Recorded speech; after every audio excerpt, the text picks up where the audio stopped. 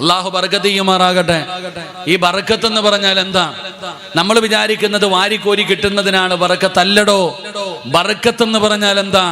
മഹാനായ ആദരവായ പ്രവാചകൻ നബി മുഹമ്മദ് മുസ്തഫ സല്ലല്ലാഹു അലൈഹി വസല്ലമ തങ്ങളും സ്വഹാബത്തും ഹന്തക്കിൽ കിടങ്ങു കുഴിച്ചുകൊണ്ടിരിക്കുകയാണ്. ഹന്തക്കിൽ കിടങ്ങു കുഴിച്ചുകൊണ്ടിരിക്കുമ്പോ സ്വഹാബത്തിന് വല്ലാത്ത പട്ടിണിയാ, വിശപ്പ് സഹിക്കാൻ പറ്റണില്ല. വയറ്റത്ത് കല്ല് വെച്ച് കെട്ടിയിരിക്കുക, വിശപ്പ് സഹിക്കാൻ കഴിയാതെ. സ്വഹാബത്ത് നബി സല്ലല്ലാഹു അലൈഹി വസല്ലമ തങ്ങളുടെ മുമ്പിൽ ചെന്നിട്ട് പറഞ്ഞു, നബിയെ, സഹിക്കാൻ പറ്റണില്ല നബിയെ, വയറ്റത്ത് കല്ലും വെച്ച് കെട്ടിയിട്ടാ ഞങ്ങളൊക്കെ നിൽക്കുന്നത്. നബി തങ്ങളുടെ മുമ്പിൽ സ്വഹാബത്ത് ചെന്ന് പരാതി പറഞ്ഞപ്പോ, സങ്കടം പറഞ്ഞപ്പോ, നബി തങ്ങൾ തന്റെ കമീസ് പൊക്കി കാണിച്ചു കൊടുത്തു. കാരണം 2 കല്ല് നബി തങ്ങൾ കെട്ടിയിരിക്കുക. അപ്പൊ നിങ്ങൾ ചിന്തിക്കും, കല്ല് വെച്ച് കെട്ടിയ വിശപ്പ് മാറുമോ എന്ന്. അള്ളാഹു ഈമാൻ തരുമാറാകട്ടെ. കല്ല് വെച്ച് കെട്ടിയ വിശപ്പ് മാറുമോ? നിങ്ങൾ ആരെങ്കിലും കെട്ടിയിട്ടുണ്ടോ? കല്ല് വെച്ച് കെട്ടിയ വിശപ്പ് മാറുമെന്ന് എനിക്കറിയില്ല. എന്നാൽ നിങ്ങളുടെ വാപ്പായ്ക്ക് ഒരു പച്ച ബെൽറ്റ് ഉണ്ടായിരുന്നു, ഇല്ലേ? ഉണ്ടോ? ഇവിടെ നമ്മുടെ വാപ്പാമാർക്ക്, പഴയ അത്താമാർക്കൊക്കെ ഒരു ബെൽറ്റ് ഇല്ലായിരുന്നോ? ഉണ്ടോ? എന്താ, നിധി സൂക്ഷിക്കാനുള്ളതായിരുന്നു? അല്ല, അത് വാപ്പ അങ്ങോട്ട് ഇറുക്കി അങ്ങോട്ട് ഇട്ട് കഴിഞ്ഞാൽ വാപ്പ നേരെ നിൽക്കും. അള്ളാഹു സ്വർഗം കൊടുത്ത് അനുഗ്രഹിക്കുമാറാകട്ടെ. അള്ളാഹു സ്വർഗം കൊടുത്ത് അനുഗ്രഹിക്കുമാറാകട്ടെ. ജീവിച്ചിരിക്കുന്ന ഉപ്പമാർക്ക് അള്ളാഹു ആഫിയത്തുള്ള ദീർഘായുസ് കൊടുക്കുമാറാകട്ടെ. എൻ്റെ പ്രിയപ്പെട്ടവരെ, നബി തങ്ങൾ 2 കല്ലാ വെച്ച് കെട്ടിയിരിക്കുന്നേ. സഹാബത്തിന് സങ്കടമായിടോ, പോയി പരാതി പറഞ്ഞല്ലോ എന്നോർത്ത്. മഹാനായ ജാബിർ റളിയല്ലാഹു തആല അൻഹു തൻ്റെ വീട്ടിൽ പോയി. എന്നിട്ട് പെണ്ണുമ്പിള്ള എടുത്ത് ചോദിച്ചു, ഡീ, നബിതങ്ങളുടെ അവസ്ഥ വളരെ പരിതാപകരമാണ്. വയറ്റിൽ കല്ലും വെച്ച് കെട്ടിയിട്ട് നബിതങ്ങൾ പട്ടിണിയാ, തിന്നാൻ വല്ലതുണ്ടോ? ഇക്ക, ഒരിത്തിരി ചപ്പാത്തി ഉണ്ട്, ഇത്തിരി ഇറച്ചിക്കറിയുണ്ട്, 1, 2, 3 പേർക്ക് കഴിക്കാം. കൂടിപ്പോയ 3 പേർക്ക് കഴിക്കാനുള്ള ഭക്ഷണമുണ്ട്. ഈ സഹാബി നേരെ നബിതങ്ങളുടെ ചെവിയിൽ പോയിട്ട് പറഞ്ഞു, നബിയെ, എൻ്റെ വീട്ടിൽ ഒരിത്തിരി ഭക്ഷണമുണ്ട്, വാ നബിയെ, പോയി കഴിക്കാം. അള്ളാഹുവിൻ്റെ പ്രവാചകനോട് പോയിട്ട് രഹസ്യമായിട്ട് പറയാ, ഒരല്പം ഭക്ഷണമുണ്ട് നബിയെ, വാ നബിയെ, പോയി കഴിക്കാം. ഭക്ഷണം ഉണ്ടെന്ന് കേൾക്കേണ്ട താമസം നബിതങ്ങൾ സഹാബത്തിനോട് പറഞ്ഞു, സഹാബ, എല്ലാവരും വാ കഴിക്കാൻ, ഭക്ഷണം ഉണ്ടെന്ന്. എല്ലാവരും വാ കഴിക്കാൻ, ഭക്ഷണം ഉണ്ട്. സഹാബി പറഞ്ഞു, നബിയെ, 3 പേർക്ക് തിന്നാനുള്ളതേ ഉള്ളു നബിയെ. നബിതങ്ങൾ പറഞ്ഞു, ഇറച്ചിക്കറി അടുപ്പിലിരിക്കല്ലേ, ഞാൻ വരാതെ ഇറക്കരുത്, മാവ് അവിടെ വെച്ചേരെ, ഞാൻ വന്ന് ചുട്ടോളാം. 80 സഹാബത്തുണ്ടോ? എത്ര എണ്ണുണ്ട്? 80 പേര്. നബി സല്ലല്ലാഹു അലൈഹി വസല്ലമ തങ്ങൾ ചെന്നിരുന്നു. ചപ്പാത്തി ഉണ്ടാക്കും, ചുട്ടു കൊടുക്കും, ഇറച്ചിക്കറി കോരി കൊടുക്കും. ആ 80 പേരും തിന്നു. ബാക്കി വന്നടോ, ഇതിനാ ബർക്കത്തെന്ന് പറയുന്നത്. അള്ളാഹു ഈമാൻ നൽകുമാറാകട്ടെ. പള്ളിയിൽ ചോറ് വെക്കുമ്പോൾ നേർച്ചയ്ക്ക് ചോറ് വെക്കുമ്പോൾ എന്തുകൊണ്ടാ ഉസ്താദ് വന്ന് ദുആ ചെയ്യുന്നേ? ഉസ്താദ് വന്ന് തുടങ്ങുമല്ലോ, അല്ലാതെ കമ്മിറ്റിക്കാരിലെ തുടങ്ങുന്നേ. ഉസ്താദന്മാരെ കൊണ്ടുവരുമല്ലോ, തങ്ങന്മാരെ കൊണ്ടുവന്ന, അതൊരു ബർക്കത്താണ്. ഇതിനാണ് ബർക്കത്തെന്ന് പറയുക. ബർക്കത്തെന്ന് പറഞ്ഞാൽ ഒരുപാട് കിട്ടലല്ല, അള്ളാഹു തന്നത് മരിക്കുവോളം നിലനിൽക്കല, അതാ ബർക്കത്ത്. അള്ളാഹു ഈമാൻ നൽകുമാറാകട്ടെ. ഈ കൈ കൊണ്ട് മരിക്കുന്ന ദിവസം വരെ പൊക്കാനും താഴ്ത്താനും ഉപയോഗിക്കാൻ കഴിഞ്ഞാലേ ഈ കൈ കൊണ്ട് വിലയുള്ളൂ. ഈ നാവ് കൊണ്ട് മരിക്കുന്ന സമയം വരെ സംസാരിക്കാൻ കഴിയുമെങ്കിലേ പ്രയോജനമുള്ളൂ. ഈ കാലുകൊണ്ട് നടക്കാൻ പറ്റിയാലേ പ്രയോജനമുള്ളൂ. ഇല്ലെങ്കിൽ ഇതുകൊണ്ട് എന്ത് പ്രയോജനം? മരിക്കുന്ന കാലം വരെ അള്ള തന്നത് വീടാകട്ടെ, കാറാകട്ടെ, മക്കളാകട്ടെ, സമ്പത്താകട്ടെ, പണമാകട്ടെ, ഭാര്യയാകട്ടെ, അള്ള തന്നത് മരിക്കുമ്പോഴും നിലനിന്ന് കിട്ടണം. അള്ളാഹു ഭാഗ്യം തരുമാറാകട്ടെ. അങ്ങനെ നിലനിൽക്കണമെന്ന് ആഗ്രഹമുള്ളവരൊക്കെ ഒന്ന് കൈവക്കിക്കേ. അൽഹംദുലില്ലാ. ചിലർ പറയുന്നത് പിരിവെടുത്ത് ജീവിച്ചോളാം, അത് നിൻ്റെ ഇഷ്ടം. അള്ളാഹു ഈമാൻ തരുമാറാകട്ടെ. നിങ്ങൾക്ക് വേണോ? ഞാനൊരു ദിക്ർ പറഞ്ഞു തരാം. ഞാൻ പറയുന്ന ഒരു ദിക്ർ നിങ്ങൾ പറഞ്ഞാൽ നിനക്കല്ല ഇന്ന് തന്നത് മുഴുവനും മരിക്കുന്ന കാലം വരെ ഉണ്ടാകും. അള്ളാഹു ഭാഗ്യം തരുമാറാകട്ടെ. അള്ളാഹു ബർക്കത്ത് ചെയ്യുമാറാകട്ടെ. ബർക്കത്ത് വേണോ വേണ്ടേ? വീട്ടിൽ ആട് വളർത്തുന്നവരൊക്കെ ഒന്ന് കൈപൊക്കിക്കേ. വീട്ടിൽ ആടിനെ വളർത്തുന്ന ആരെങ്കിലും ഉണ്ടോ?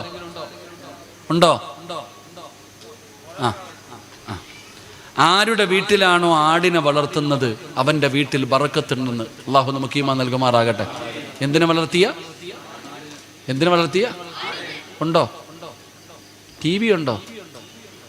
2 എണ്ണം, ഒന്ന് ഹാളിൽ, ഒന്ന് റൂമിൽ, പിന്നെ കയ്യിലൊന്ന്. അള്ളാഹു കാത്തിരക്ഷിക്കുമാറാകട്ടെ.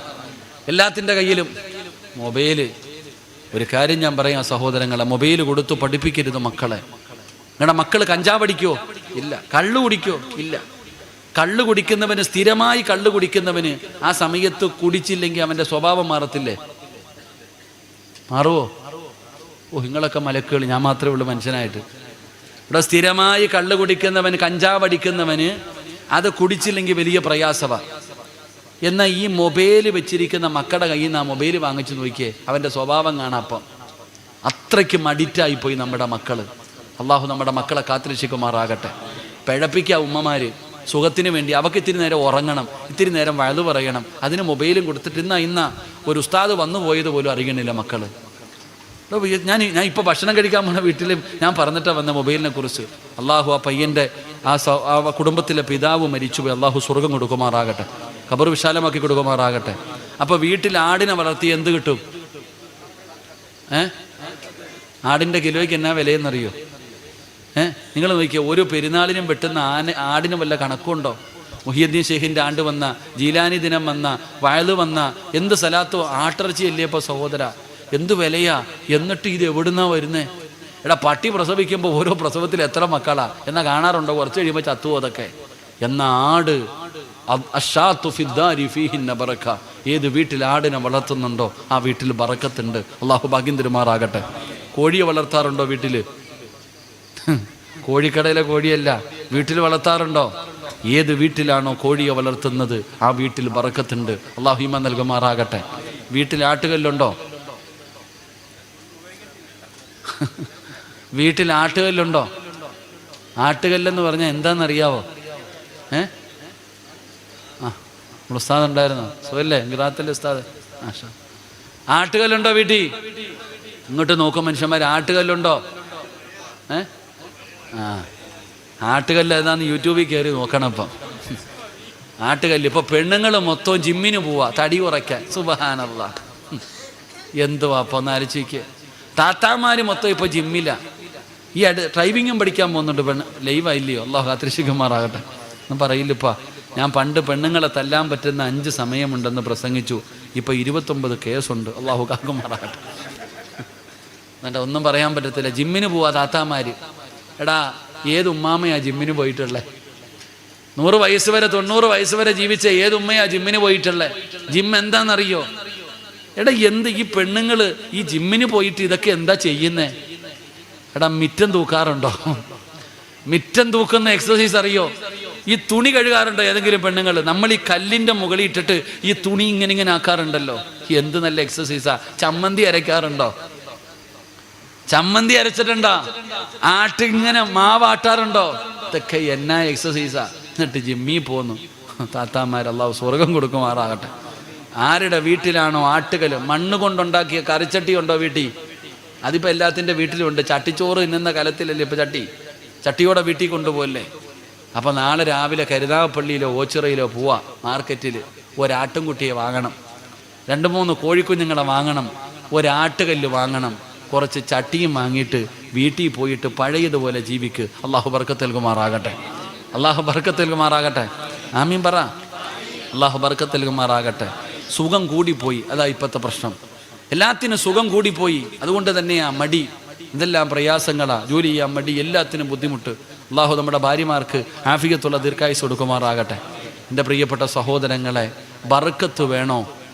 അള്ളാഹുവിൻ്റെ വിശുദ്ധമായ ഖുർആൻ പറയുന്നു, ഒരു ദിക്ർ ഞാൻ പറഞ്ഞു തരാം. ഇത് ഇന്ന് മുതലങ്ങ് പറയാൻ തുടങ്ങിക്കോ. ഈ പറയുന്ന ദിക്ർ നിങ്ങൾ പറഞ്ഞാൽ അള്ളാഹു നിങ്ങൾക്ക് നൽകിയ നിഅമത്ത് മരിക്കുന്ന കാലം വരെ നിലനിർത്തി തരും. അള്ളാഹു ഭാഗ്യം തരുമാറാകട്ടെ. ഇൻഷാല്ലാ പറഞ്ഞൂടെ? ഇന്ന് സൂറത്തുൽ കഹ്ഫ് ഓതിയില്ലേ? ആ സൂറത്തുൽ കഹ്ഫിനകത്ത് അള്ളാഹു 2 ചെറുപ്പക്കാരുടെ ചരിത്രം പറയുന്നുണ്ട്. അതിനകത്ത് ഒരു ചെറുപ്പക്കാരൻ തൻ്റെ കൃഷിയിടം മുഴുവനും തൻ്റെ വിളവുകളൊക്കെ നഷ്ടപ്പെട്ടു പോയപ്പോൾ ഒരാളോട് പറയുന്നുണ്ട്, ഒറ്റ ദിക്ർ പറഞ്ഞിരുന്നെങ്കിൽ നിനക്കിത് നഷ്ടപ്പെടില്ലായിരുന്നു. നിങ്ങൾ ഖുർആൻ എടുത്ത് നോക്കിക്കോ, ചരിത്രം പറയാൻ സമയമില്ല, അതുകൊണ്ട് ഞാൻ ദിക്ർ പറഞ്ഞു തരാം. മാഷാ അല്ലാ പറഞ്ഞോ? മാഷാ അല്ലാ ലാ ഖുവത ഇല്ലാ ബില്ലാ. ഒന്ന് പറഞ്ഞേ. അത് ഓട്ടോയുടെ പുറകിൽ എഴുതി വെക്കാനുള്ളതല്ല, വണ്ടിയുടെ പുറകിൽ എഴുതി വെക്കാനുള്ളതല്ല. മാഷാ അല്ലാ ലാ ഖുവത ഇല്ലാ ബില്ലാ. വീട്ടിൽ കയറുമ്പോൾ പറയുന്നുണ്ടോ വീട് നിലനിൽക്കും. കാറിൽ കയറുമ്പോൾ പറയുന്നുണ്ടോ കാറ് നിലനിൽക്കും. കടയിൽ കയറുമ്പോൾ പറയുന്നുണ്ടോ കട നിലനിൽക്കും, ജോലിക്ക് പോകുമ്പോൾ പറയുന്നുണ്ടോ ജോലി നിലനിൽക്കും. മാഷാ അല്ലാ ലാ ഖുവത ഇല്ലാ ബില്ലാ. അള്ളാഹു നൽകിയ നിഅമത്ത് അള്ളാഹു നിലനിർത്തി തരുമെന്ന് നബിയുനാ റസൂലുള്ളാഹി സ്വല്ലല്ലാഹു അലൈഹി വസല്ലം അള്ളാഹു നമുക്ക് ഭാഗ്യം നൽകുമാറാകട്ടെ. അതുകൊണ്ട് എൻ്റെ പ്രിയപ്പെട്ട സഹോദരങ്ങളെ, 6 എണ്ണം പറയണമെന്ന് ആഗ്രഹമുണ്ട്. 2 എണ്ണം പറഞ്ഞപ്പോൾ 11 മണിയാകുന്നു. അതുകൊണ്ട് ഇൻഷാ അല്ലാഹ് മലക്കുകൾ വഹി വരുന്നതിന് മുമ്പ്, പോലീസ് വണ്ടി വരുന്നതിന് മുമ്പ് ഇത് നിർത്തിയേക്കണം. അള്ളാഹു നമുക്ക് ബർക്കത്ത് നൽകുമാറാകട്ടെ. പറഞ്ഞതും കേട്ടതും അള്ളാഹു സ്വാലിഹായ അമലായി അള്ളാഹു സ്വീകരിക്കുമാറാകട്ടെ. സംഘാടകർ അൽഹംദുലില്ലാ ഒരുപാട് നല്ല കാര്യങ്ങൾ ചെയ്യുന്നുണ്ട്. അവർ പറഞ്ഞു, ഉസ്താദെ ഞങ്ങൾക്ക് പല വിഷമങ്ങളുമുണ്ട്, ഞങ്ങളിതൊക്കെ ചെയ്യുമ്പോൾ ഞങ്ങളെ കുറ്റം പറയുന്നവരുണ്ട്. ഇതിൻ്റെ സംഘാടകരോട് എനിക്ക് പറയാനുള്ളത്, എൻ്റെ പ്രിയപ്പെട്ട സഹോദരങ്ങളെ, കഴുതയും കടുവയും തമ്മിൽ ഒരിക്കൽ ഒരു തർക്കമുണ്ടായി. എന്താ തർക്കമെന്നറിയോ? കഴുത പറഞ്ഞു പുല്ലിൻ്റെ നിറം മഞ്ഞയാണെന്ന്, കടുവ പറഞ്ഞു എടാ പച്ചയാണെന്ന്. കടുവ എന്തു പറഞ്ഞു? പുല്ലിൻ്റെ നിറം എന്താ? നിങ്ങൾ പറ, പുല്ലിൻ്റെ നിറം എന്താ? പച്ച. കടുവ എന്തു പറയുന്നു? പച്ചയാ. കഴുത എന്തു പറയുന്നു? മഞ്ഞയാ. എത്ര പറഞ്ഞിട്ട് ഈ കഴുത സമ്മതിക്കണില്ല. എത്ര പറഞ്ഞിട്ടും കഴുത പറയണത് മഞ്ഞയാന്നാ. അവസാനം കടുവയ്ക്ക് ഹാലിളവി കൊടുത്തു 4-5 എണ്ണം എടുത്തിട്ട്. കടുവ കഴുത എടുത്തിട്ടങ്ങ് ജാമ്പി. അടി കൊണ്ട് കഴിഞ്ഞപ്പോൾ കഴുതയ്ക്ക് ഭയങ്കര സങ്കടം. നേരെ സിംഹരാജാവിൻ്റെ മുമ്പിൽ പോയി.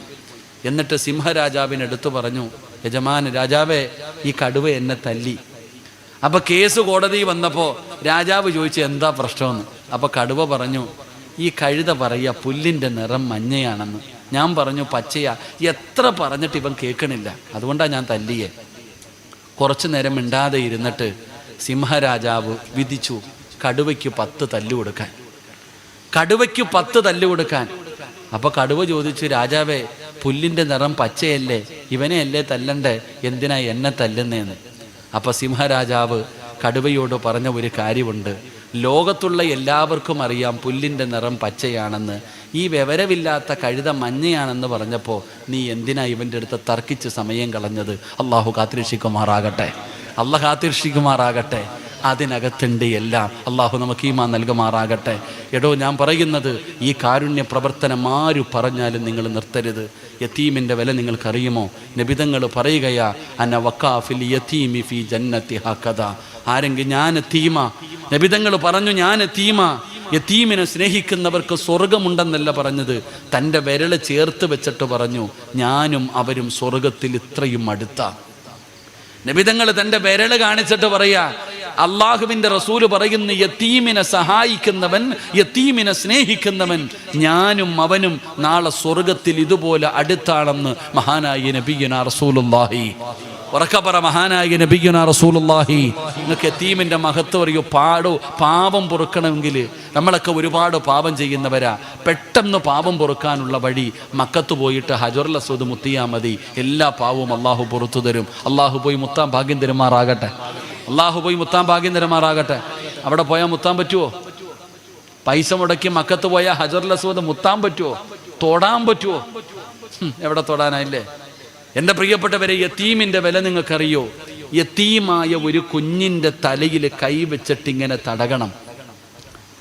യതീമായ മക്കളുടെ തലയിൽ കൈവച്ചിട്ട് തലോടിയാൽ എത്ര മുടി നിന്റെ കയ്യിൽ തൊടുന്നുണ്ടോ അത്രയും പാവം അള്ളാഹു പുറത്തു തരുമെന്ന് നബിയുനാ റസൂലുള്ളാഹി. അതാണ് യതീം. യതീമായ മക്കളുടെ തലയിൽ കൈവച്ചിട്ടൊന്ന് തടകിയ നിന്റെ പാപം മുഴുവൻ അള്ളാഹു പൊറുക്കും. അതാണ് യതീം. ആ യതീമിനെയായി ഇവർ സഹായിക്കുന്നത്. അങ്ങനെയുള്ള യതീമായ മക്കളുടെ വിവാഹമാ, 8 മക്കളുടെ വിവാഹമല്ലേ ഇവർ നടത്തിയത്. ഇവർ അംബാനിമാരാ? ഒരു കൂലിപ്പണിക്ക് പോകുന്ന പാവങ്ങളല്ലേ സഹോദരങ്ങളെ? അവരുടെ കൂടെ നമ്മളും കൂടണം. അല്ലാഹു നമുക്ക് ഭാഗ്യം തരുമാറാകട്ടെ. എൻ്റെ പ്രിയപ്പെട്ട സഹോദരങ്ങളെ, എടോ, നമുക്ക് കിട്ടുന്ന പ്രതിഫലത്തെക്കുറിച്ച് നമ്മൾ ചിന്തിക്കാത്തതാ. എൻ്റെ പ്രിയപ്പെട്ടവരെ, ഒരു ചെരുപ്പ് കുത്തിയായ മനുഷ്യനുണ്ടായിരുന്നു. അദ്ദേഹത്തിൻ്റെ ജീവിതത്തിലെ ഏറ്റവും വലിയ മോഹം ഹജ്ജിന് പോകണമെന്നൊരാഗ്രഹമല്ലാതെ വേറെ ഒന്നുമില്ല. ചെരുപ്പ് കുത്തിയിട്ട് കിട്ടുന്ന ആ തുച്ഛമായ പൈസ സൂക്ഷിച്ചു വെക്കാൻ തുടങ്ങിയിട്ട് കൊല്ലങ്ങളായി, വർഷങ്ങളോളം കൂട്ടിവെച്ചു. അവസാനം ഹജ്ജിന് പോകാനുള്ള പൈസ ഏകദേശമൊക്കെയായി. ചെരുപ്പ് കുത്തിയായ മനുഷ്യൻ ഒരു ദിവസം തൻ്റെ വീട്ടിലേക്ക് കയറി വന്നപ്പോൾ ഭാര്യ പറഞ്ഞു, ഞാൻ ഗർഭിണിയാ. ഗർഭിണിയായ പെണ്ണുങ്ങളുടെ ആഗ്രഹം സാധിപ്പിച്ചു കൊടുക്കണമെന്ന എനിക്കിത്തിരി ഇറച്ചി കഴിക്കണം, എനിക്കിത്തിരി ഇറച്ചി കഴിക്കണം. നിങ്ങൾ പൈസ കൊടുത്ത് മേടിച്ചു തരേണ്ട, കാരണം നിങ്ങളുടെ കയ്യിൽ പൈസ ഇല്ലെന്ന് എനിക്കറിയാം. അതാ ഇന്ന് വരെ പറയാത്തത്. നിങ്ങളുടെ കയ്യിൽ പൈസ ഇല്ല, കിട്ടുന്ന പൈസ മുഴുവനും ഹജ്ജിന് വേണ്ടി മാറ്റിവെക്കുകയാ. നിങ്ങൾക്ക് ഇറച്ചി വാങ്ങിത്തരാൻ പൈസ ഇല്ലെന്ന് എനിക്കറിയാം, അതുകൊണ്ടാണ് ഞാൻ ഇന്ന് വരെ പറയാത്തത്. പക്ഷെ ഇന്ന് പറയാനുള്ള കാരണം, അയൽവാസിയുടെ വീട്ടിൽ ഇന്ന് ഇറച്ചിക്കറിയാ. അയൽവാസിയുടെ വീട്ടിൽ നിന്ന് ഇറച്ചിക്കറിയുടെ മണം അടിക്കുന്നുണ്ട്. അവിടെയെങ്കിലും ചെന്നിട്ട് എനിക്കിത്തിരി കറി വാങ്ങിത്താ. ഒരു ഗർഭിണിയായ പെണ്ണിൻ്റെ ആഗ്രഹമല്ലേ? ചെരുപ്പ് കുത്തിയായ മനുഷ്യൻ അയൽവാസിയുടെ വീട്ടിൽ ചെന്നിട്ട് പറഞ്ഞു, എൻ്റെ ഭാര്യ ഗർഭിണിയാണ്, കറി വെക്കുന്നതിൻ്റെ സുഗന്ധം വീട്ടിലടിക്കുന്നു, അതുകൊണ്ട് അവൾക്കിത്തിരി ഇറച്ചിക്കറി തരുമോ? ആ വീട്ടിലെ പെണ്ണ് പറഞ്ഞു, ഞാൻ തരൂല. ആ വീട്ടിലെ പെണ്ണ് പറഞ്ഞു, ഞാൻ തരൂല. നിനക്ക് ഇറച്ചി തരാൻ മടിയാണെങ്കിൽ ഇത്തിരി ചാറ് തന്നാൽ മതി. തരൂല. എത്ര നിർബന്ധിച്ചിട്ടും ആ പെണ്ണ് കൊടുക്കാൻ തയ്യാറായില്ല. ഈ മോഫക്കായ ചെരുപ്പ് കുത്തിയായ മനുഷ്യൻ ചോദിച്ചു, എന്തേ തരാത്തെ? ഒരിത്തിരി ചാറ് പോലും തരാത്തതെന്താ? അവസാനം ആ പെണ്ണ് പറഞ്ഞു, ഈ ഇറച്ചി നിങ്ങൾക്ക് കഴിക്കാൻ പാടില്ല. അപ്പം ഈ മനുഷ്യൻ ചോദിച്ചു, നീയും മുസ്ലിം, ഞാനും മുസ്ലിം, നിനക്ക് കഴിക്കാമെങ്കിൽ എനിക്കും കഴിക്കാമല്ലോ. ഇല്ല, കഴിക്കാൻ പാടില്ല. എത്ര ചോദിച്ചിട്ട് അവസാനം നിർബന്ധിച്ചപ്പോൾ ആ പെണ്ണ് കരഞ്ഞുകൊണ്ട് പറയുകയാ, ഞാൻ വിധവയാ, എൻ്റെ മക്കൾ യതീമീങ്ങളാ, ഭക്ഷണം കഴിച്ചിട്ട് ദിവസങ്ങളായി, എൻ്റെ മക്കൾ ഇറച്ചി വേണമെന്ന് പറഞ്ഞ് കരയാൻ തുടങ്ങിയിട്ട് കാലം കുറയായി, എനിക്ക് വാങ്ങിച്ചു കൊടുക്കാൻ പൈസ ഒന്നുമില്ല. ഞാൻ ഇന്ന് വഴിയിലൂടെ നടന്നു വരുമ്പോൾ ഒരു കോവർ കഴുത ചത്ത് കിടക്കുന്നു. ഒരു കഴുത ചത്ത് കിടക്കുന്നു. ആ കഴുതയുടെ ശരീരത്ത് നിന്ന് കുറച്ച് ഇറച്ചി വെട്ടിക്കൊണ്ടുവന്നു. അതാ ഈ വീട്ടിൽ കറി വെക്കുന്നത്. ഞാൻ എങ്ങനെ തരും നിങ്ങൾക്ക്? ആ ചെരുപ്പ് കുത്തിയായ മനുഷ്യൻ കരയാൻ തുടങ്ങിയടോ. തൻ്റെ വീട്ടിലേക്ക് ഓടിച്ചെന്നു. ഹജ്ജിന് പോകാൻ വെച്ചിരുന്ന പൈസ മുഴുവനും എടുത്തുകൊണ്ട് വെളിയിലിറങ്ങുമ്പോൾ ഈ പെണ്ണ് ചോദിച്ചു, എവിടെ കൊണ്ടുപോവാ? എൻ്റെ അയൽവാസിക്ക് കൊടുക്കാൻ കൊണ്ടുപോകാം. ഭാര്യ പറഞ്ഞു, ഹജ്ജിന് പോകാൻ വെച്ച പൈസയാ, ഇത് സാധാരണ പൈസയല്ല, നിങ്ങളുടെ ആയുഷ്കാലം മുഴുവനും നിങ്ങൾ അധ്വാനിച്ച കാശ, ഇത് ഹജ്ജിന് പോകാൻ വെച്ചതാ. അപ്പോഴാണ് ചെരുപ്പ് കുത്തി പറഞ്ഞത്, എൻ്റെ അയൽവാസിയായ യതീമായ മക്കള് കഴുതയുടെ ഇറച്ചി തിന്നുന്നൊരവസ്ഥയിൽ കിടക്കുമ്പോൾ അവരെ സഹായിക്കാതെ ഞാൻ ഹജ്ജിന് പോയിട്ട് കാര്യമില്ല. ആ പൈസ കൊണ്ടായ യതീമായ മക്കൾക്ക് കൊടുത്തപ്പോൾ അള്ള കൊടുത്ത പ്രതിഫലം ഹജ്ജ് ചെയ്ത കൂലി ആ മനുഷ്യന് കൊടുത്തു എന്ന് ചരിത്രം പഠിപ്പിക്കുകയാ. ഞാൻ പറഞ്ഞു വന്നത്, ഈ യതീമായ മക്കളെ സഹായിക്കുന്നവന് ഹജ്ജിൻ്റെ കൂലിയുണ്ടോ? അള്ളാഹു നമുക്ക് തൗഫീക്ക് നൽകുമാറാകട്ടെ, നമുക്ക് തൗഫീക്ക് നൽകുമാറാകട്ടെ. അതുകൊണ്ട് ഞാൻ പറയുന്നത്, ഇതിൻ്റെ സംഘാടകരോട് പറയുന്നു, നിങ്ങൾക്ക് അള്ളാഹു ആയുസ്സും ആരോഗ്യം തരുന്ന കാലം വരെ ആരെന്തു പറഞ്ഞാലും നിങ്ങളെ കൊണ്ട് കഴിയുന്ന സഹായങ്ങൾ നിങ്ങൾ ചെയ്യണം. അള്ളാഹു ഭാഗ്യം നൽകി അനുഗ്രഹിക്കുമാറാകട്ടെ. അള്ളാഹു ആ സഹോദരങ്ങൾക്ക് മരിക്കുമ്പോൾ ഇതിൻ്റെ പ്രതിഫലം കണ്ട് മരിക്കാനുള്ള ഭാഗ്യം അള്ളാഹു കൊടുത്ത് അനുഗ്രഹിക്കുമാറാകട്ടെ. അള്ളാഹു പറഞ്ഞതും കേട്ടതുമൊക്കെ അള്ളാഹു ഒരു സ്വാലിഹായ അമലായി സ്വീകരിക്കുമാറാകട്ടെ. എന്തെങ്കിലും പിഴവ് വന്നു പോയിട്ടുണ്ടെങ്കിൽ അള്ളാഹു പുറത്തു മാപ്പാക്കി തരുമാറാകട്ടെ. പക്ഷെ അത് ദുആ ചെയ്തൂടെ പറയടോ, ദുആ ചെയ്തൂടെ? അപ്പം ഞാൻ എന്തെങ്കിലും നിങ്ങളുടെ മനസ്സിന് വേദനയുണ്ടാക്കുന്ന എന്തെങ്കിലും പറഞ്ഞിട്ടുണ്ടെങ്കിൽ, എനിക്കിത്തിരി പക്വത കുറവാ, പ്രസംഗിക്കാനൊന്നും അറിയത്തില്ല, എഴുതിയൊന്നും വെച്ചിട്ട് പറയണതല്ലല്ലോ. എന്തെങ്കിലും പറഞ്ഞു പോയിട്ടുണ്ടെങ്കിൽ എല്ലാവരും പൊരുത്തപ്പെട്ടേക്കണം. അള്ളാഹു പൊറുത്തരുമാറാകട്ടെ. പൊരുത്തപ്പെടൂലേ? ഇൻഷാ അല്ലാന്ന് പറഞ്ഞാൽ നോക്കാൻ സിറാജ് എന്ന അതിനർത്ഥം. ഞാൻ നിങ്ങളോട് പൊരുത്തം ചോദിക്കുമ്പോൾ പറയാ നോക്കാന്ന്, എനിക്ക് നോക്കലൊന്നും വേണ്ട. പൊരുത്തപ്പെടൂലേ? പൊരുത്തപ്പെടും. അള്ളാഹു നമുക്ക് പുറത്തുവരുമാറാകട്ടെ. അള്ളാഹു നമ്മുടെ പാപങ്ങൾ മുഴുവനും പുറത്തുവരുമാറാകട്ടെ. അള്ളാഹു നമുക്ക് നല്ല മരണം നൽകുമാറാകട്ടെ. നല്ല മരണം വേണമെന്ന് ആഗ്രഹമുള്ളവരെന്ന് കൈവയ്ക്കുകയെ ലാസ്റ്റ് പൊക്കല. അൽഹംദുലില്ലാ, അള്ളാഹു നല്ല മരണം തരുമാറാകട്ടെ. ഞാൻ ഒരു ചോദ്യം ചോദിച്ചോട്ടെ? നിങ്ങൾ ദേഷ്യപ്പെടരുത്, ഞാൻ ചോദിച്ചോട്ടെ? ചോദിച്ചോട്ടെ? നിങ്ങളെല്ലാവരും ഇപ്പം ചോദിച്ചത് എന്താണെന്നറിയോ? അള്ളാഹ് വെള്ളിയാഴ്ച രാവിലോ പകലിലോ കടങ്ങൾ തീർത്ത് തൗബ ചെയ്ത് ഒളുവോടുകൂടി ജിബ്രീൽ അലൈഹിസ്സലാമിൻ്റെ സാന്നിധ്യത്തിൽ സ്വർഗത്തിൻ്റെ ചിത്രം കണ്ട് മലക്കുകൾ സ്വാഗതം പറയുന്നത് കേട്ട് ഷഹാദത്ത് കലിമ ഉറക്കെ പറഞ്ഞ് ഈമാനോടുകൂടി മരിക്കണം. എൻ്റെ മുഖത്തു പ്രകാശമുണ്ടാകണം, എൻ്റെ നെറ്റിത്തടം വിയർക്കണം, എൻ്റെ മൂക്കിൻ്റെ ദ്വാരം വികസിക്കണം, എൻ്റെ ചുണ്ടിൽ പുഞ്ചിരി ഉണ്ടാകണം, എൻ്റെ ശരീരത്ത് സുഗന്ധമുണ്ടാകണം. 15 കാര്യം. ഈ 15 കാര്യം ഒരു മനുഷ്യന് ലഭിക്കുമ്പോഴാണ് അതിനാ നല്ല മരണമെന്ന് പറയുന്നത്. ഞാൻ ചോദിക്കട്ടെ, നീ എന്ത് നന്മ ചെയ്തു വെച്ചിട്ടാ അള്ളാഹിനോട് നല്ല മരണം ചോദിച്ചത്? ഇരിക്കണ ഓരോ മനുഷ്യനും ചിന്തിക്കടോ, എന്ത് നന്മയാണ് നിങ്ങളുടെ ജീവിതത്തിൽ ചെയ്തത്? നിസ്കാരമോ? നിസ്കാരമാണോ? ഒറ്റയ്ക്ക് നിസ്കരിക്കുമ്പോൾ ഇന്ന ആഴ്ത്തേനെയും കുലുഹു വല്ലയും. എന്നാൽ വെള്ളിയാഴ്ച പള്ളിയിൽ പോയപ്പോൾ നീ നിസ്കരിച്ച നിസ്കാരം നോക്കിക്കേ, 4 പേര് കാണാനുണ്ടെങ്കിൽ വല്ലാത്ത നിസ്കാരമാണ്. എടാ നോമ്പ് പിടിക്കാറുണ്ട് നിങ്ങളും വ്യാഴോ, നീ നോമ്പ് പിടിക്കണം നാട്ടുകാർക്ക് മൊത്തം അറിയാം. നീ തഹജ്ജുദ് നിസ്കരിക്കുന്നവനാണെന്ന് എല്ലാവർക്കും അറിയാം. എടോ നമ്മൾ എന്ത് നന്മ ചെയ്താലും നാട്ടുകാർക്ക് മുഴുവനും അറിയാം. അതുകൊണ്ട് എന്ത് പ്രയോജനം? എടോ ഞാൻ പറയുന്നത് ഒരു നന്മ ചെയ്യടോ, ഒരേ ഒരു നന്മ മതി ഒരു നല്ല മരണം കിട്ടാൻ. ആരും അറിയാത്ത അള്ളാഹുവിൻ്റെ തൃപ്തി മാത്രം കരുതിയിട്ട് ഒരു നന്മ നിങ്ങൾ ചെയ്തു വെക്ക്, നല്ല മരണം കിട്ടാൻ. അള്ളാഹു നമുക്ക് ഭാഗ്യം തരുമാറാകട്ടെ. എൻ്റെ പ്രിയപ്പെട്ടവരെ, ഞാൻ എപ്പോഴും പറയാറുണ്ട്, ഒരു 36 വയസ്സുള്ളൊരു ഉസ്താദിൻ്റെ കഥ എനിക്ക് വല്ലാത്ത ഇഷ്ടമായിരുന്നു. ഞാൻ എപ്പോഴും അദ്ദേഹത്തിൻ്റെ കഥ പറയാറുണ്ട്. ഒരു 36 വയസ്സുള്ള ഉസ്താദ് ഹോസ്പിറ്റലിൻ്റെ ഐസിയുവിനകത്ത് കിടക്കുകയാണ്. അദ്ദേഹത്തിൻ്റെ അടുക്കൽ ഡോക്ടർ വന്ന് പരിശോധിച്ചു.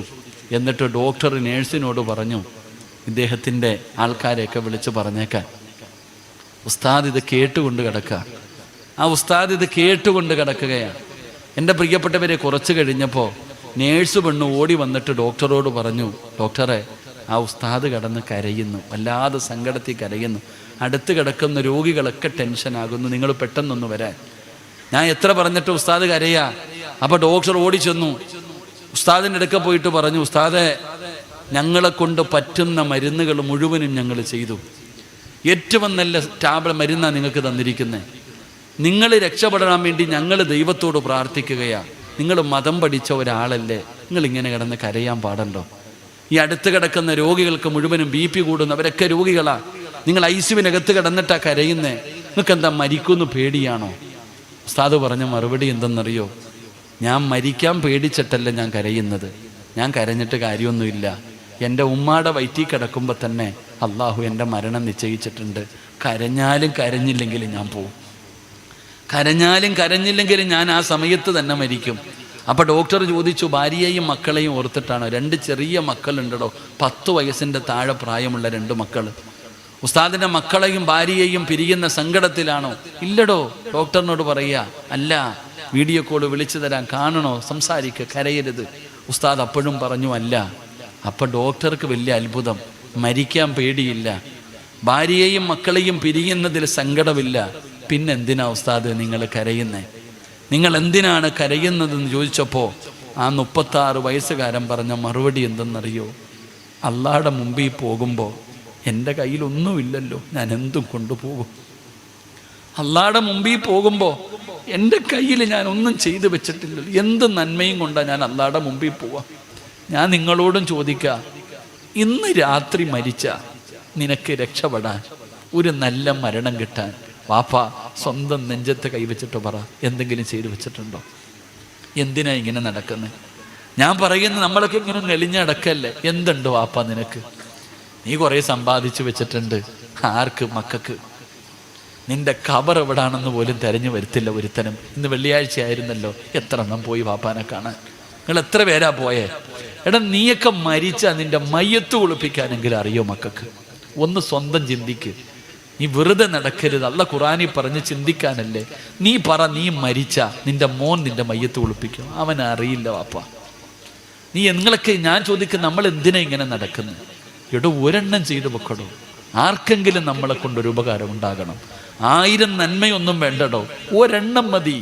ഒരു നന്മ ചെയ്തു പോയി. നമ്മൾ ഇത്ര പ്രായമായില്ലേ, വയസ്സായി, അഹങ്കാരത്തിന് വല്ല കുറവുണ്ടോ? എന്തെല്ലാം മോശമായ സ്വഭാവം നമുക്കൊന്നും മരിക്കേണ്ടവരാണെന്നുള്ള ചിന്തയൊന്നുമില്ല. പാപ്പ പാലുകൂടി മാറാത്ത കുഞ്ഞുങ്ങളുടെ മയ്യത്ത് നീ കണ്ടിട്ടില്ലേ? നിന്റെ മകൻ്റെ കണ്ടിൽ ഇത്ര കൊച്ചുകുട്ടികളുടെ ജനാസ നിങ്ങളൊക്കെ കാണുന്നു. പക്ഷെ നന്നാകാൻ നമ്മളെ കൊണ്ട് പറ്റുന്നില്ലടോ. എന്നിട്ട് അള്ളാഹിനോട് പറയാ, നല്ല മരണം തരാൻ. എവിടുന്ന് കിട്ടാനാ വാപ്പ? എന്ത്, നീ കോഴി അറുത്തിടുവല്ലോ, കോഴിക്കടയിൽ പോകും, പെരുന്നാളിന് പോത്തിനെ അറക്കുന്ന കണ്ടിട്ടുണ്ടോ? ഈ പോത്ത് കയ്യും കാലും ഒക്കെ ഇട്ട് ഇങ്ങനെ അടിക്കും, തലയൊക്കെ നീ കണ്ടി രസിക്കും. അത് കോമഡി കേട്ടിട്ടല്ല അങ്ങനെ ചെയ്യണേ. വാപ്പ മരണത്തിൻ്റെ വേദന സഹിക്കാൻ പറ്റാതെയാ കയ്യും കാലും തലയും ഒക്കെ ഇട്ടിട്ട് അതിങ്ങനെ അടിക്കണേ. നിനക്കതിനുള്ള യോഗമെങ്കിലും ഉണ്ടോ? നിനക്കല്ല അത്രയെങ്കിലും കരുണ നമ്മളോട് കാണിക്കുമോ? എടോ, 70,000 മലക്കുകൾ കയ്യും കാലും പിടിച്ചു വെക്കും. റൂഹ് പിടിക്കുമ്പോൾ 70,000 മലക്കുകൾ പിടിച്ചു വെക്കണമെങ്കിൽ അതെന്ത് വേദനയാപ്പ. എന്തേ നമ്മൾ അതിനെക്കുറിച്ച് ചിന്തിക്കാത്തത്? അതുകൊണ്ട് വെറുതെ വഴല് വെച്ചിട്ട് കാര്യമൊന്നുമില്ല. ഇന്ന് വഴലൊക്കെ ഉത്സവമാടോ, ഒരു നാടിൻ്റെ ഉത്സവം. അങ്ങനല്ലടോ. നമ്മുടെ ജീവിതത്തിൽ മാറ്റം വരണം. അള്ളാഹു മാറ്റം നൽകി അനുഗ്രഹിക്കുമാറാകട്ടെ. അള്ളാഹു മാറ്റം നൽകി അനുഗ്രഹിക്കുമാറാകട്ടെ. അതുകൊണ്ട് ഞാൻ പറയാം, നമ്മൾ ഇത്ര പേര് ഇവിടെ ഒരുമിച്ച് കൂടി നമുക്ക് എന്തെങ്കിലും ഒരു ഉപകാരം വേണ്ടേ? നബിതങ്ങൾ പറഞ്ഞത്, യതീമിനെ സഹായിക്കുന്നവർ നാളെ എൻ്റെ കൂടെ സ്വർഗത്തിൽ ഇതുപോലെ ഒരുമിച്ച. അള്ളാഹുവേ, എനിക്ക് നബിതങ്ങളുടെ കൂട്ടുകാരനാകണം സ്വർഗത്തിൽ. അള്ളാഹുവിൻ്റെ പ്രവാചകൻ സല്ലല്ലാഹു അലൈഹി വസല്ലമ തങ്ങളുടെ സ്വർഗത്തിലെ കൂട്ടുകാരനാകണം. നിങ്ങൾക്ക് ഞാനൊരു അവസരം തരാം. നിങ്ങളുടെ നാട്ടിലെ യതീമായ ഒരു മോളുടെ കല്യാണം നടക്കുമ്പോൾ 1 പവൻ സ്വർണം നമ്മളെല്ലാവരും കൂടെ വിചാരിച്ചാൽ കൊടുക്കാമല്ലോ. ഒരാൾ കൊടുക്കാൻ ഞാൻ പറയണില്ല. ഇടൂ, നമുക്ക് 1 പവൻ കൊടുക്കാൻ പറ്റിയാൽ ആ യതീമായ പെണ്ണിൻ്റെ ഒരു ദുആ പോരെ നമുക്ക് അള്ളാഹു നല്ല മരണം തരാൻ. അള്ളാഹു നമുക്ക് ഈമാൻ നൽകുമാറാകട്ടെ. ഇന്നോ നാളെയോ ഒന്നുമില്ല എൻ്റെ പ്രിയപ്പെട്ടവരെ. ഈ സംഘാടകർ ഒരു യതീമായ മകളുടെ വിവാഹം നടക്കുമ്പോൾ നമ്മളെ കൊണ്ട് കഴിയുന്നത് നമ്മൾ കൊടുക്കണം. അള്ളാഹു നമുക്ക് ഭാഗ്യം തരുമാറാകട്ടെ. നിങ്ങൾ തരുമോ ഇല്ലയോ എന്ന് എനിക്കറിയില്ല. എങ്കിലും യതീമായ ഒരു മകൾക്ക് വേണ്ടി ചോദിക്കാൻ അള്ളാഹു എനിക്ക് നാണക്കേടൊന്നുമില്ല. അള്ളാഹു പറയുകയാ, നിനക്ക് ഞാൻ സ്വർഗം തരാം. ഇന്നല്ലാഹ അസ്തറാ മിനൽ മുഅ്മിനീന അൻഫുസഹും വ അംവാലഹും ബിഅന്ന ലഹുമുൽ ജന്ന. നീ മരിക്കുമ്പോൾ അള്ളാഹ് നിനക്ക് സ്വർഗം തരും. സ്വർഗം കണ്ടിട്ടേ മരിക്കൂ. അള്ളാഹു ഭാഗ്യം തരുമാറാകട്ടെ. ഞാൻ ആരോടും പറഞ്ഞു വെച്ചിട്ടില്ല. ഞാൻ ചോദിക്കുമ്പോൾ ചാടി എഴുന്നേറ്റ് പറയാൻ എനിക്കതിൻ്റെ ആവശ്യമൊന്നുമില്ല. നിങ്ങൾ തന്നാലും ഒന്നുമില്ല, തന്നില്ലെങ്കിലും ഒന്നുമില്ല. ചോദിച്ചതിൻ്റെ പ്രതിഫലം എൻ്റെ റബ്ബെനിക്ക് തരും. അള്ളാഹു നൽകി അനുഗ്രഹിക്കുമാറാകട്ടെ. ഒന്ന് മുകളിലേക്ക് നോക്കുവാപ്പ. സീറ്റ് കണ്ടോ? നീ സീറ്റേ കണ്ടുള്ളൂ. എന്നാൽ ഒരു മലക്ക് നിന്റെ തലയുടെ മുകളിൽ നിൽക്കുന്നുണ്ട്. നീ ഈ ബക്കറ്റ് നിന്റെ മുമ്പിലേക്ക് വരുമ്പോൾ അള്ളാഹു തന്നതിൽ നിന്നൊരൽപ്പം എടുത്ത് നീ ബക്കറ്റിൻ്റെ അകത്തിട്ടാൽ ആ മലക്ക് പറയും, പടച്ചവനെ, ഇവൻ ഉള്ളതിൽ പങ്കു കൊടുത്തു, നീ ഇവന് ബർക്കത്ത് ചെയ്യണേ അല്ലാ. ഉസ്താദല്ല ദുആ ചെയ്തേ, മാതാപിതാക്കളല്ല ദുആ ചെയ്തേ, തങ്ങന്മാരല്ല ദുആ ചെയ്തേ, ഹാഫിളീങ്ങളോ ആലിമീങ്ങളോ അല്ല, പ്രവാചകന്മാരല്ല, അല്ലാ എന്ന് മരിക്കുന്ന കാലം വരെ പറഞ്ഞ ഒരു മലക്ക് തലയുടെ മുകളിൽ നിന്നിട്ട് ഇപ്പം നിനക്ക് ദുആ ചെയ്യും ബർക്കത്ത് കിട്ടാൻ. അള്ളാഹു ബർക്കത്ത് നൽകുമാറാകട്ടെ. അടുക്കി പോക്കറ്റിൽ വെച്ചിട്ടുണ്ട്. ഈ ചങ്ങാതി വരുമ്പോൾ നീ പൊട്ടം കളിച്ച ആ മലക്ക് അപ്പോഴും അള്ളാഹിനോട് പറയും, ഇവൻ പിടിച്ചു വെച്ചു പടച്ചവനെ, നീ പൈസ കൊടുത്തിട്ട് ഇവൻ പിടിച്ചു വെച്ചവനെ ഈ പിടിച്ചു വെച്ചതുപോലെ നീയും പിടിച്ചു വെക്കണേ അല്ലാ. പോയി മക്കളെ, പോയി. നിങ്ങൾ അതുകൊണ്ട് മലക്കുകളുടെ ദുആ വാങ്ങണം. അതുകൊണ്ട് ഇൻഷാ അല്ലാഹ് എല്ലാവരും അവരവരുടെ കയ്യിലുള്ളതിൽ നിന്നൊരു നല്ല സദക്ക. നിങ്ങൾ ആ ബക്കറ്റും കൊണ്ടുപോകണേ ആണോ? ബക്കറ്റ് കൊണ്ടുപോകുന്ന ചങ്ങാതിക്ക് വേണ്ട ഒന്നാമത്തെ ഗുണം, നാണമെന്ന് പറയുന്ന സാധനം ഉണ്ടാകാൻ പാടില്ല. ലജ്ജ എന്ന് പറയുന്ന സാധനം ഒരു മടിയും വേണ്ട. എങ്കിൽ ഞാൻ പോകാം. ഇൻഷാ അല്ലാഹ് അവിടെ പോയി എല്ലാവരുടെ മുമ്പിൽ നിന്ന് അൽഹംദുലില്ലാഹ് ഉള്ളത് വാങ്ങിക്ക്. അള്ളാഹു ബർക്കത്ത് ചെയ്യുമാറാകട്ടെ. ഇവിടെ തുടങ്ങിക്കും ഇൻഷാ അല്ലാഹ്. സ്വല്ലല്ലാഹു അലാ മുഹമ്മദ്.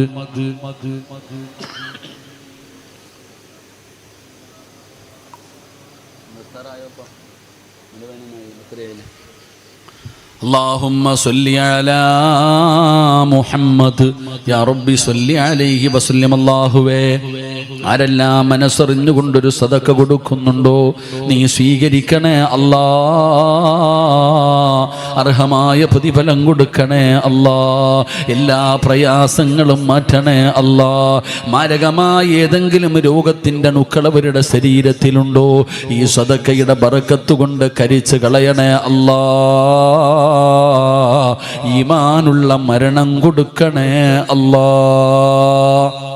എല്ലാവരും അവരവരുടെ കയ്യിലുള്ളത് കൊടുക്ക്. അള്ളാഹു ബർക്കത്ത് ചെയ്യുമാറാകട്ടെ. ഒന്ന് പെട്ടെന്ന് പോകാക്ക. അൽഹംദുലില്ലാ. ബർക്കത്ത് വേണോ? റജബ് മാസമാ. അള്ളാഹു ബർക്കത്ത് ചോദിക്കാൻ പറഞ്ഞ മാസമാണ് റജബ് മാസം. അള്ളാഹു ബർക്കത്ത് നൽകുമാറാകട്ടെ. അള്ളാഹു ബർക്കത്ത് നൽകുമാറാകട്ടെ. ഈ ബർക്കത്ത് എന്ന് പറഞ്ഞാൽ എന്താ?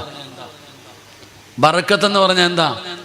നമ്മൾ ഈ പലർക്കും നമ്മൾ വിചാരിക്കണത് കെട്ടുകണക്കിന് നോട്ട് കിട്ടലാണോ ബർക്കത്ത്? അല്ല. വഴുത് പറയുന്ന ഉസ്താദിന് ചൂടുവെള്ളം, കേൾക്കാൻ വന്നവർക്കൊക്കെ മിനറൽ വാട്ടർ. സുബ്ഹാനല്ലാഹ്. കൊള്ളാം. അടി കൊള്ളുന്നത് ചെണ്ട, പണം വാങ്ങുന്നത് മാരാരെന്ന് പറയണ പോലെ കുടിക്ക്. അള്ളാഹു ഹൗദുൽ കൗസർ കുടിക്കാൻ എനിക്ക് ഭാഗ്യം തരുമാറാകട്ടെ. അള്ളാഹു എല്ലാവർക്കും ഭാഗ്യം തരുമാറാകട്ടെ. എൻ്റെ പുരോഗതി ഉണ്ടോ? അൽഹംദുലില്ലാ. വേണ്ടടാ, പറഞ്ഞപ്പോൾ ഉസ്താദിനെ കൊണ്ടുവരണ്ട പൊക്കോ. ഇൻഷാ അല്ലാഹ്. ഞാൻ ചുമ്മാ പറഞ്ഞാടാ കൊണ്ടുകൊടുത്തു. ഇൻഷാ അല്ലാഹ്. അൽഹംദുലില്ലാ. എൻ്റെ ബക്കറ്റ് പിരിവ് കഴിഞ്ഞോ?